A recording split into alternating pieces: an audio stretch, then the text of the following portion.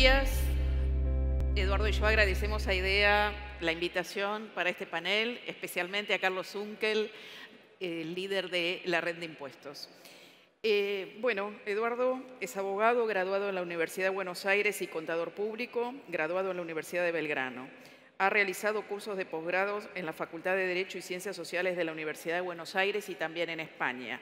Ingresó a Pricewaterhouse Argentina en 1993 y en el año 2018 fue designado socio del Departamento Legal y Tributario. Adelante.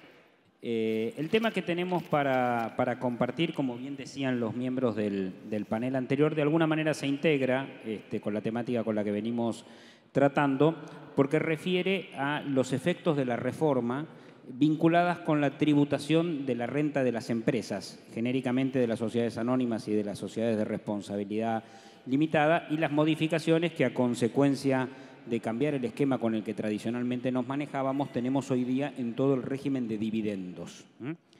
Las modificaciones no se agotan en materia de dividendos, pero vamos a tratar de abordar en primer término estas. Bien.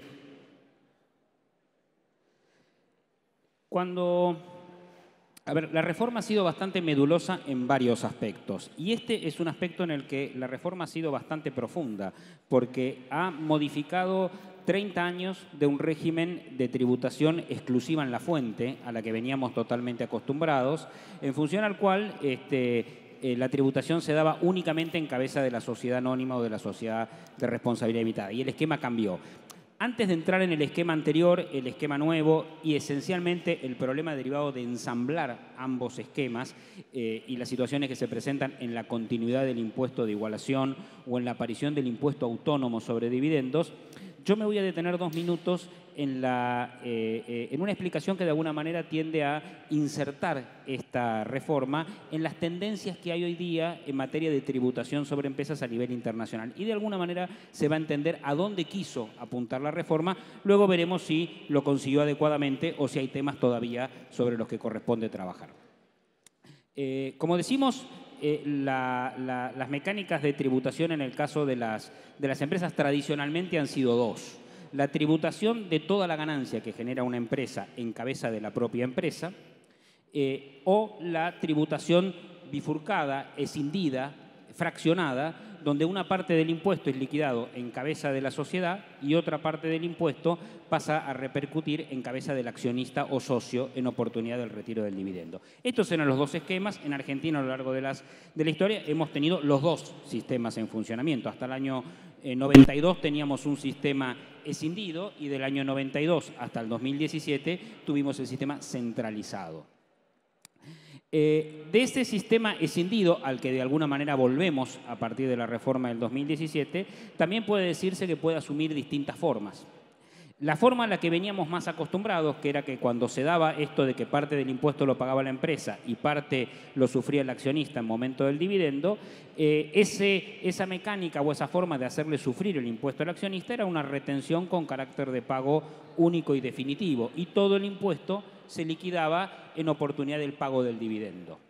Ese es uno de los sistemas. Otro de los sistemas que en el mundo está adquiriendo cada vez mayor relevancia y de alguna manera va a ser por el que se va a inclinar la reforma, es el de obligar al accionista a integrar a su declaración jurada la renta sobre la que tributa él en cabeza propia, aunque le practiquen eventualmente una retención en oportunidad del pago por la empresa, pero ya no esa retención con carácter de pago único y definitivo que desobligaba al accionista. Entonces, el sistema en ese caso tiene como diferencia que al incorporar la ganancia en la declaración jurada de la persona física te permite hacer algo que hasta ahora la reforma no ha hecho, pero podría ocurrir en el futuro, que es considerar esa renta como una renta más de las rentas que tiene la persona física y pasar a ponderar la incidencia de esa renta en el conjunto de las rentas y cómo eso puede alterar la progresividad de la tasa de imposición del resto de las rentas de las personas físicas. Para decirlo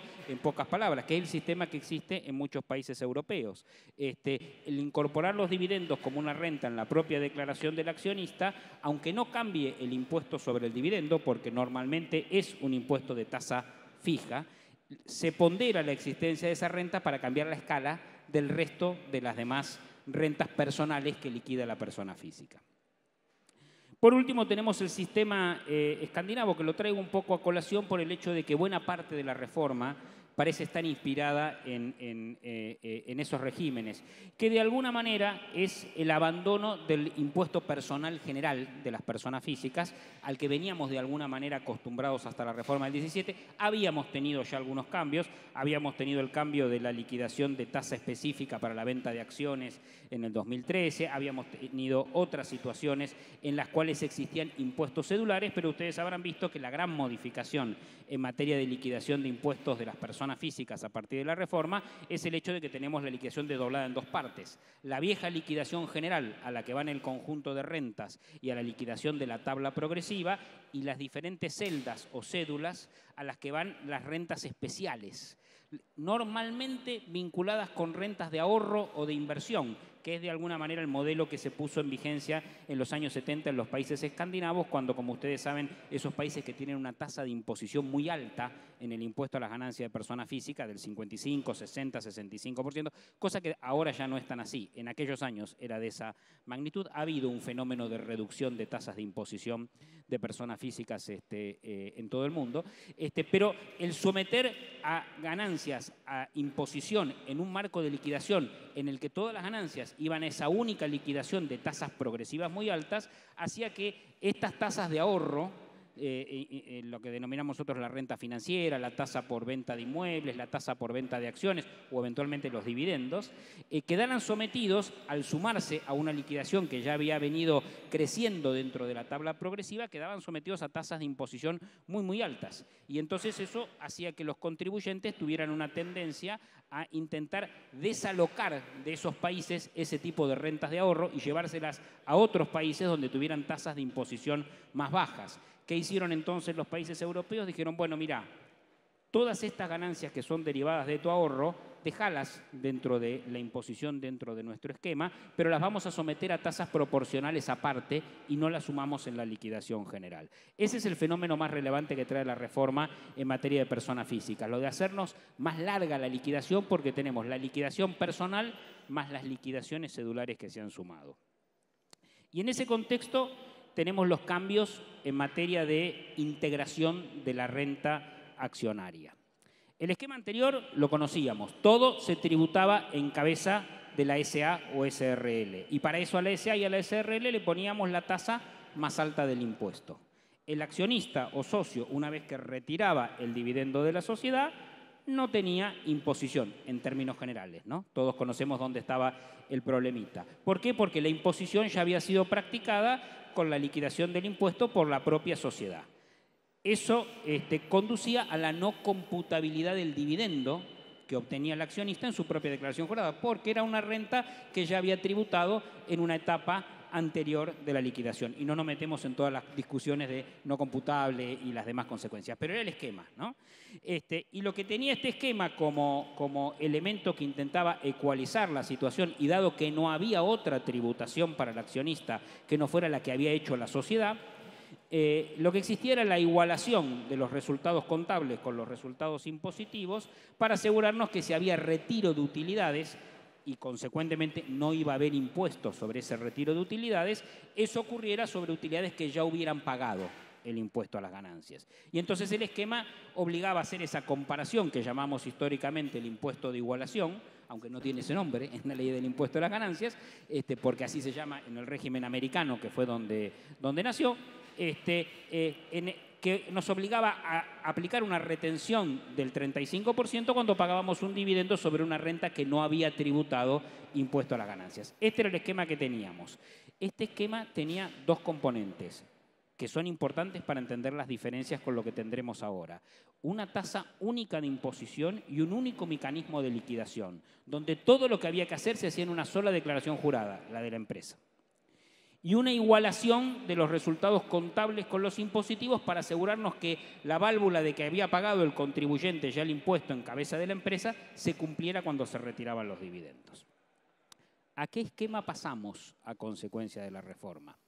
Pasamos a un esquema en el cual se desdobla la tributación de la renta empresaria. Una parte del impuesto lo va a seguir pagando la empresa, pero lo va a pagar a tasas menores que la máxima. Por ahora el 30%, Dios solo sabe si será el 25%, de acuerdo al programa que tiene establecido la reforma, la tasa de imposición siguiente. Pero en principio es una tasa que va a bajar del 35 al 25%. El impuesto que se libera a consecuencia de esa reducción no se libera, se pospone al momento de la liquidación y pago del dividendo al accionista, con lo cual se produce la primera gran diferencia con el régimen anterior. Antes toda la liquidación era una sola, era la de la empresa. Ahora vamos a tener dos liquidaciones, la de la empresa y la de los dividendos, donde aparece el impuesto complementario, el del 7 o el 13%. Hay un slide luego en el que lo repasamos más detalladamente.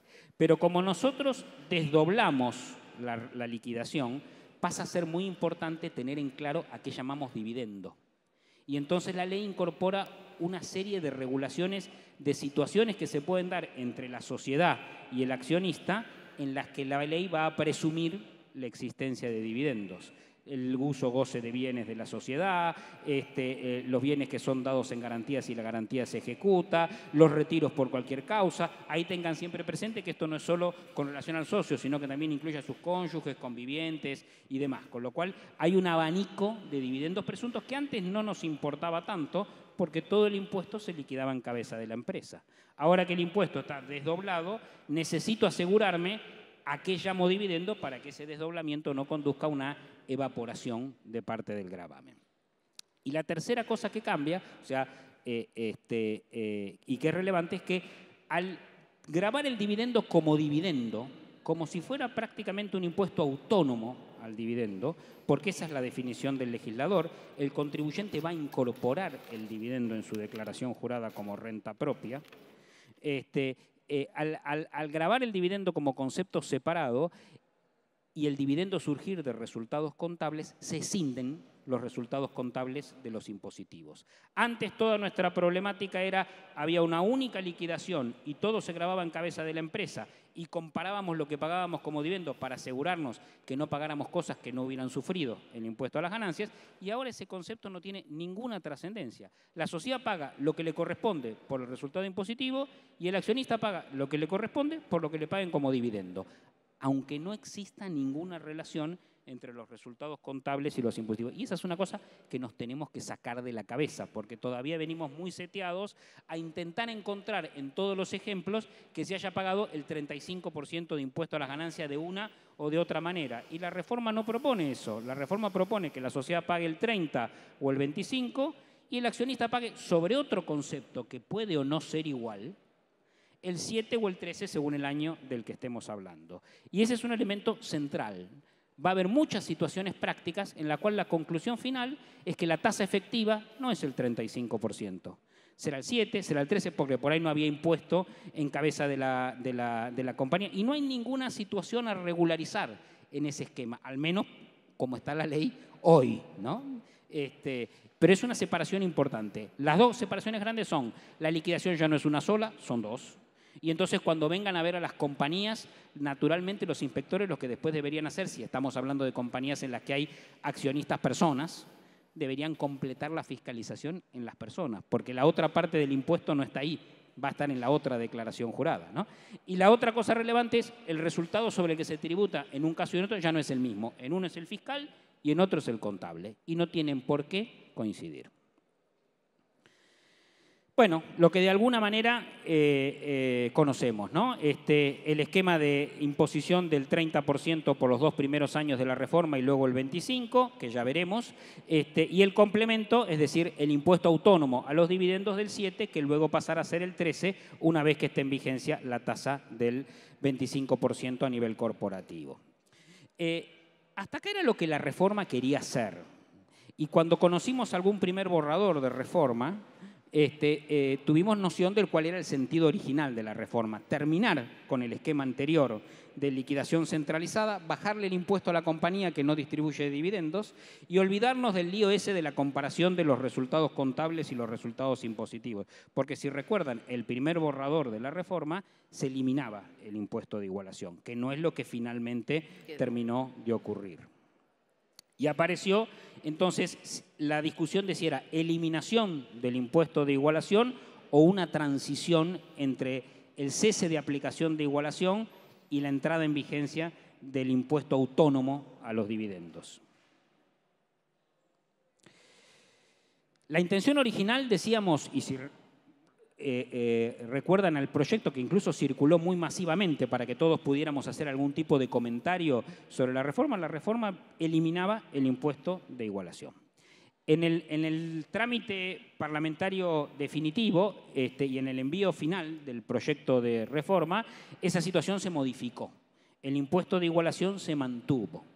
Pero en realidad se mantuvo, como lo decimos en el slide, el impuesto de igualación no tiene más aplicación para dividendos atribuibles a ganancias devengadas por ejercicios posteriores al 1 de enero del 2018. A efectos prácticos, el impuesto de igualación quedó congelado al 31 de diciembre del 2017. Y este es un tema importante en la definición porque la postura que adoptes con relación a esto te cambia la manera que interpretes un montón de situaciones que hoy en día se dan cuando tenés que distribuir dividendos y se nos ha complicado mucho la cuenta por un par de cosas que vamos a comentar recientemente.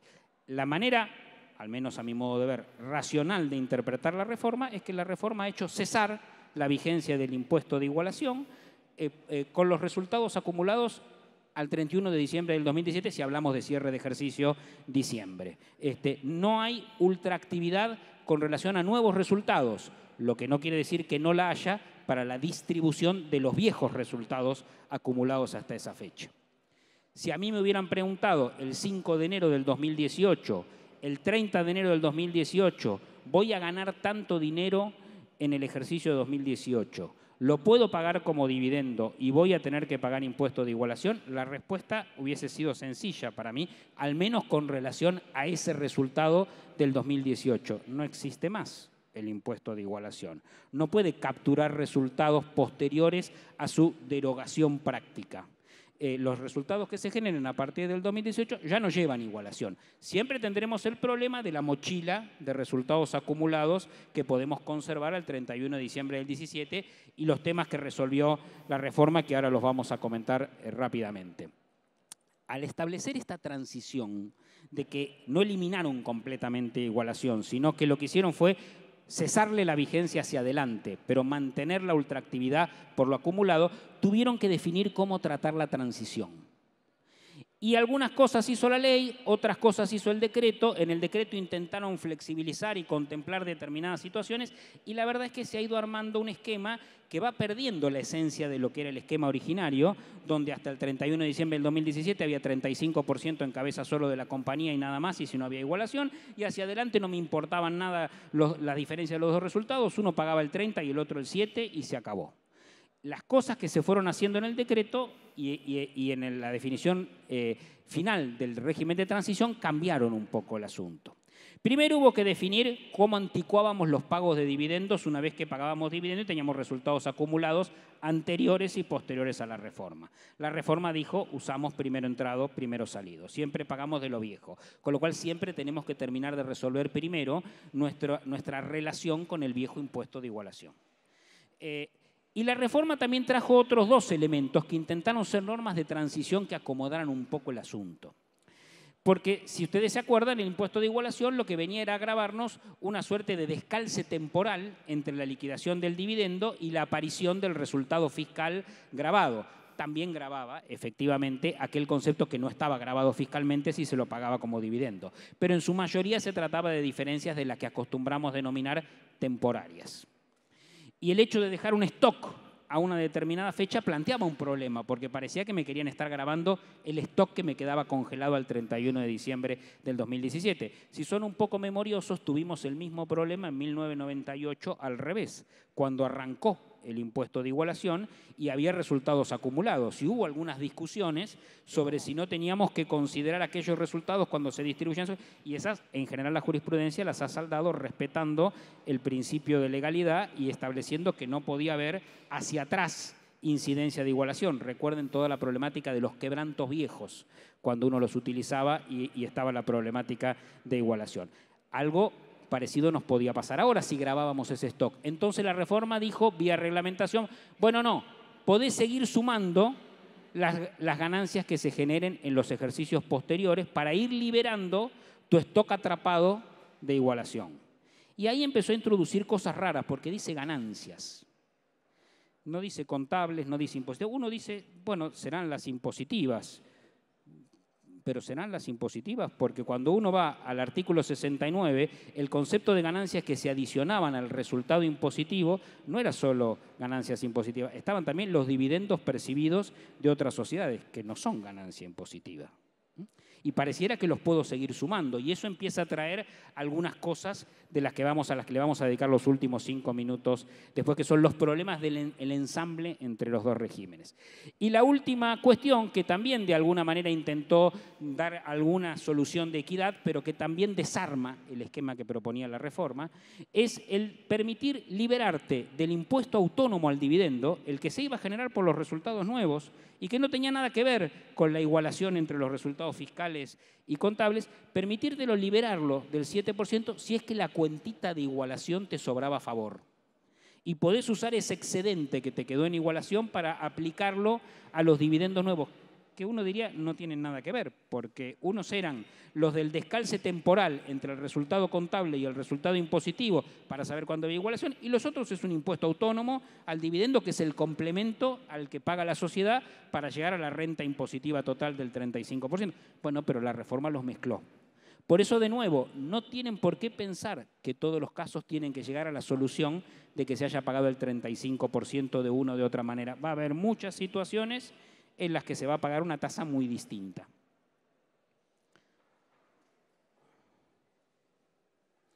Bien, y llegamos entonces a algunos problemas prácticos que se están produciendo en función de este ensamble de los dos regímenes, ¿no? Y reflexionábamos con Silvina al comienzo que parte de los problemas, por lo menos los que tienen este capítulo, la reforma, pero me da la sensación a mí que ocurre también con otros, como el ajuste por inflación y algunos más, no tienen tanto que ver con un diseño defectuoso o con una intención no razonable en lo que era la reforma, sino en cómo se pretendió plantear un nuevo esquema de tratamiento cuando al mismo tiempo convivían resabios de esquemas anteriores. Y ensamblar una cosa con la otra se ha hecho de lo más complejo y terminamos teniendo situaciones de lo más raras.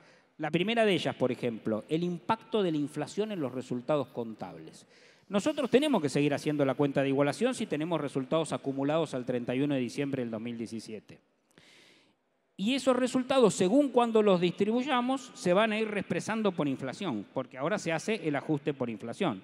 Y además, justo el año en el que arrancaba la vigencia del nuevo régimen de dividendos, porque hemos tenido esa infeliz coincidencia, es el año en el que arranca el ajuste por inflación contable, porque se dan los parámetros que la profesión contable estableció, lo del acumulado del 100% en 3 ejercicios, para que a partir del 1 de julio del 2018, porque no es en mayo del 2018, en enero del 2018, es a partir del 1 de julio del 2018, haya que hacer ajuste por inflación contable. Y encima ese ajuste por inflación contable no solo me va a ir cambiando el resultado acumulado que yo ya había mostrado en mi balance del año 2017 o en los anteriores, porque lo voy a ir reexpresando, lo voy a ir reexpresando hasta el mes anterior al de la asamblea en la que pague dividendos, sino que además voy a tener que hacer el ajuste por inflación de los saldos al inicio. Y eso lo imputo como si fuera una modificación de los saldos al inicio, pero las normas contables dicen que no tengo que modificar los balances anteriores, ni tampoco cambio ninguna relación jurídica que se hubiera acordado con relación a los balances. Es decir, ese cálculo cambia el valor del patrimonio, pero no cambia los derechos que los accionistas tenían al 31 de diciembre del 2017. ¿Y entonces de dónde es? ¿Del 31 de diciembre del 2017 o es algo que ocurre en el 2018? Y esa separación no es irrelevante, porque uno me lo manda a un régimen de dividendos y otro a otro. De nuevo, ha habido la infeliz coincidencia de que justo el año en el que se produce el cambio, además, se desarma toda la comparación con la contabilidad, ¿no? Estos dos problemas del ajuste por inflación están: ¿qué hago con el ajuste por inflación al inicio? Si lo mando para atrás y entonces está sujeto al impuesto de igualación, porque algunos dicen económicamente viene a representar el efecto de la inflación sobre los saldos de años anteriores, y otros dicen, a mi modo de ver con buen criterio, pero hay opiniones de todos los colores, que eso no estaba en ninguna realidad jurídica al 31 de diciembre del 2017 y nadie tenía ningún derecho a nada, ni la norma contable reabre ninguna situación jurídica anterior entre la sociedad y los accionistas. Es un evento que ocurrió en el año 2018 y que solo efectos comparativos los contadores lo separan para que no se mezcle con el resultado puro, llamémosle ordinario del ejercicio, pero es un resultado. Y algunos dirán, y bueno, pero cuando lo voto como dividendo es un resultado de ¿cuándo? Y ahí empieza toda esa discusión. Yo digo, ya sabemos que el fisco no va a saber cómo revisar una declaración jurada de persona física después del lío que se hizo con la renta financiera. Yo no sé cómo van a hacer para revisar las retenciones de dividendos con los líos que se están armando con los dividendos, ¿no? Y era algo fácil, ¿no? Bueno. Y como digo, aunque no tengas ese problema con el ajuste por inflación al inicio, que para algunos es ganancia y para otros es pérdida, y entonces algunos dicen, y para lo que es pérdida, ¿qué pasa con los dividendos anteriores? Bueno, lo dejo por un momento aparte, creo que ya se entendió más o menos las distintas miradas que hay y al menos con cuál me siento personalmente más cómodo. Pero además tenemos el problema de la reexpresión permanente del ajuste por inflación contable, que hace que, aunque yo tuviera 100 pesos impositivos para pagar libre de impuesto de igualación al 31 de diciembre del 17 y también tenía 100 pesos de dividendos acumulados y de resultados acumulados contables, yo sabía que lo que pagaba lo pagaba fuera del impuesto de igualación, los 100 pesos del lado impositivo no se actualizan para la comparación y los 100 pesos del lado contable se van reexpresando todos los años. ¿Qué hacemos con esa reexpresión? Algunos me dicen, es mayor, es expresión del mismo poder adquisitivo de aquellos 100 pesos, entonces son todos los 100 pesos. Y otros dicen, eso no está sujeto a la diferencia de igualación. Y otros dicen, en nada, es una actualización. No, y como no existen actualizaciones en materia fiscal, no tiene trascendencia, nada. De nuevo, era un tema sencillo y se nos complicó. Y otros dos temas más para comentar y como para ir concluyendo de los problemas que están surgiendo, de nuevo, en el ensamble entre el régimen de igualación y el régimen del impuesto autónomo al dividendo. Continuidad en el impuesto, en el cómputo de ganancias futuras. Como dije antes, contables, impositivas. Puedo seguir sumando los dividendos que se generen hacia adelante en una holding cuando le van subiendo y entonces liberar de impuesto de igualación resultados acumulados anteriores que tenía. Y alguien diría, la literalidad de la norma dice que sí.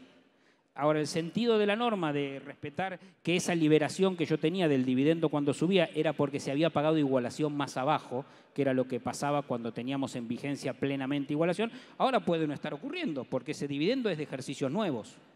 Y la reglamentación no le puso ningún requisito, con lo cual, de nuevo, puede ocurrir que no paguemos igualación abajo, seguro que no vamos a pagar si es de una sociedad a otra sociedad y son utilidades nuevas, y tampoco paguemos el 7% hacia el accionista persona física o el 13%, porque si es de los años anteriores, el resultado acumulado que estoy pagando, aunque el dividendo venga de ahora, tendría que pagar igualación. Pero no pago igualación porque el dividendo me permitía liberarlo de igualación. No sé si lo hice muy complicado, pero los que ya llevamos años haciendo los calculitos de igualación lo entendemos. Se ha armado un lío en el ensamble. Y una última cuestión a considerar que también ha pasado un poco desapercibida en el efecto de la modificación. Nosotros teníamos todo un sistema de impuesto a las ganancias pensado en que cuando vos tenías la liquidación centralizada en cabeza de la sociedad, todo se resolvía en cabeza de la sociedad. Entonces, si esa sociedad tenía rentas de fuente extranjera y pagaba impuesto en el exterior, computaba el tax credit de ese impuesto pagado en el exterior contra la renta en Argentina. Si eso satisfacía el impuesto, se daba vuelta, pagaba los dividendos, como la ganancia ya había tributado en Argentina, aunque hubiera usado el pago a cuenta del exterior, no tenía que pagarle impuesto al accionista. Y era la lógica de mantener la tasa de imposición final en el 35%, que era como funcionaba nuestro sistema hasta diciembre del 2017. Bueno, ahora no es así, porque el tax credit lo puede usar la sociedad. Y la sociedad no liquida el impuesto completo, liquida solo la parte de ella. Si el accionista se lleva el dividendo, aparece un nuevo impuesto y ahí no hay tax credit. Y quizás el impuesto pagado en el exterior absorbe o consume lo que hubiera sido el impuesto total, pero se pierde en el medio.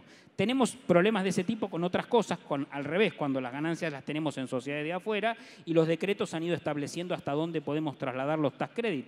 Pero alguien va a también tener que decirnos qué hacemos con el tax credit cuando la ganancia viene de una sociedad de acá y aparece este impuesto en forma autónoma que penaliza al accionista. Entonces, de nuevo, y para concluir, la reforma apuntó a separar los dos esquemas claramente, a que solo me preocupe el resultado contable para el accionista y le liquide él un impuesto autónomo que va a tener que declarar en su declaración jurada, aunque por ahora no le cambie la progresividad del resto de las rentas.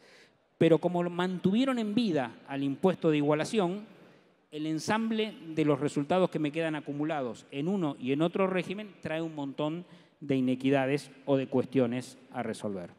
Muchas gracias. Eduardo, ¿cuál sería, así como una reflexión general, las futuras modificaciones? O sea, ¿qué propondrías para una modificación legal para adecuar todos estos puntos que fuiste comentando? Si fuera posible volver el tiempo atrás, preferiría la solución original de la reforma, que era la supresión del impuesto de igualación, definitivamente, porque la supervivencia trae una situación de inequidades tales que ya no sabemos ni qué se está liquidando, ¿no? Y si eso se pudiera hacer, solo te quedaría la problemática relativa a la ganancia de fuente extranjera y el tax credit, que para mí se puede perfectamente regular el traslado del tax credit al accionista. Y en cuanto al ajuste por inflación, solo te quedaría la reexpresión permanente del ajuste por inflación hacia adelante y habría que regular allí si eso no es parte del mismo dividendo pagado y está sujeto a la única tasa. La lógica sería es que si hacemos eso, nos dejemos de jorobar con el ajuste por inflación impositivo y también lo pongamos definitivamente en vigencia y no esto que según que te cierre, no te cierre, según que lo cambien o lo corran al arco, se aplica o no se aplica. Muchas gracias, Eduardo.